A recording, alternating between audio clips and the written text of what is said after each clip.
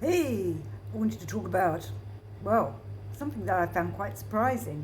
That NASA, the National, what is it, National Aeronautics and Space Administration, they employed loads of theologians recently. 24, in fact. And I wish I'd known about that job because I'm a trained theologian, have a degree in divinity. And yeah, they hired loads of theologians. They're not quite saying what that was about. It was all reported in a newspaper article. And I was like, what? I'd love to have gone for that job. I'd have applied for that. What would NASA be wanting with religious theologians? I'm still trying to find out if it's theologians from one religion or if it's theologians from many different religions or if it's just academic theologians. I'm just not sure. But I did find it kind of interesting, so I looked into it all, and then I was finding that one of NASA's employers says the following. His name's Carl Peacher. That this was an opportunity to bridge the gap between science and religion. Very interesting. In ancient times, science and religion were treated as one subject and worked together. But, as everyone's jumping on this bandwagon about these theologians and NASA, is it all to do with coming disclosure? One wonders. Is disclosure coming? That the aliens do indeed walk among us and that they've been visiting us for millennia, been around forever. And then I started getting really into thinking about this, or maybe that's what all these lockdowns have been all about, so that the aliens can arrive, whilst we're all locked in our houses. The aliens are flying in their UFOs from whatever planet they've come from, Arcturus or wherever. And then I was watching Dr. Joseph Farrell, who was saying that he thinks that Australia and New Zealand are under such a heavy lockdown and Nazi regime because that's where all the aliens are going and UFOs are landing. It's Antarctica. And what's nearest to Antarctica? Australia and New Zealand. I thought, that's quite interesting as well. I remember years ago watching a film, I think it was called Awakenings. They were saying that the devil was being brought through and he was going to come through Dubai. They were opening the gates to hell. I don't know if they knew about CERN in them days. But one does feel like something else was going on with these lockdowns.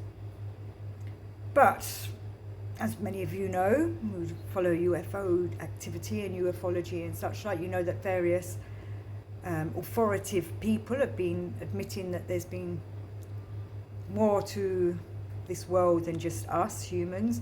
Paul Hellyer, he was the Canadian National Defence Man or something. But he's been saying for a long time that there's not just us around.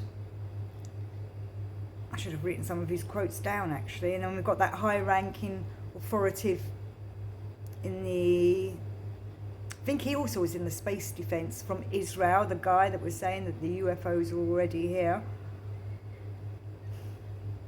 I have for a long time felt that we're not the only higher intelligence on this planet. And you look back in all the ancient mysteries and they talk all about UFO, really hidden away as it's told in god myths or fairy myths. For those of you that have seen my John Michel talk, John Michel, he used to say that all these UFO stories that were coming out in the last century, which was the 1900s he lived in, the 20th century, he was saying that these things were happening a long time ago, but it was mistaken as fairy folk and little people, the people that lived under the earth. And I find it quite interesting that UFOs seem to come from the sea, or many of them are, and many of you might be aware of that. It's the US Navy that looks out for UFOs and deals with all the UFO activity. You report to the US Navy, not to the Air Force, to the Navy. It's like they know they're coming from the sea, so they're inner Earth. And then what kind of added to this, my thought patterns were going all crazy.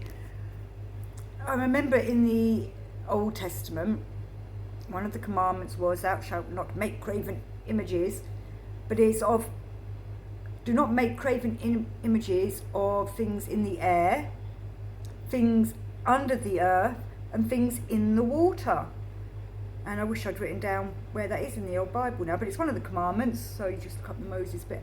And that got me thinking, whoever wrote that, maybe they were talking about don't make graven images about the aliens or whatever's coming up from inner earth. And my mind was just off on different things.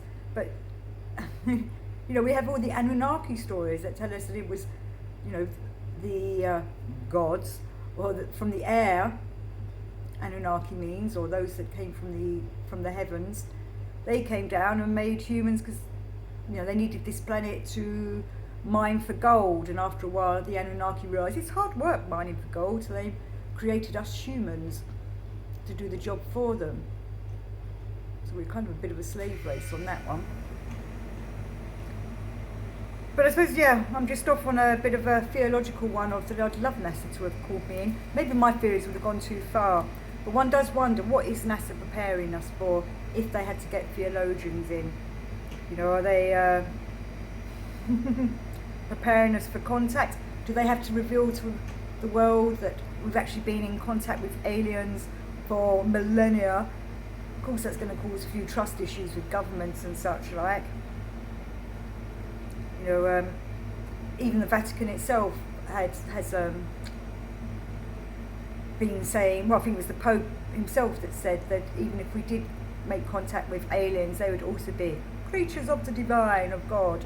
So I find it quite weird of thinking of Christian spaceships going out into the universe to convert everyone to Christianity. Or maybe they're trying to prepare us for being a part of the wider cosmic family, the galactic family, and that's why NASA needed to get some theologians in so they can talk about it with the right terminology and prepare us mentally and obviously emotionally that we are not alone. And I'm sure many of you, like I myself, we look into all the angel stories and think that many of these angel stories in the Old Testament, for example, the Annunciation, when Mary's visited by Gabriel, could well be alien abduction. And then that would make it out that Jesus Christ maybe be a hybrid, half human, half of an alien DNA. And he's not the only one. They talk about the first Chinese emperor, the Yellow Emperor. His mother used to say that he was that she was impregnated by someone from the heavens. Alien abduction again? Who knows? But anyway, I was just thinking about it because I saw about how NASA had employed a load of theologians recently. I wish I'd been one of them. But anyway, look out for the UFOs. Maybe stop wearing your silver foil hats. I'd like to know if any of you have encountered any aliens. Actually, that'd be quite an interesting thing to discuss. I know abduction theories, that could be quite a dark topic. I'll leave that up to you if you want to leave something in the comments, or maybe we can get a discussion going on that kind of thing. But anyway, maybe you are an alien, or you know of aliens. But peace to you, peace to the aliens, peace to the universe. Till next time.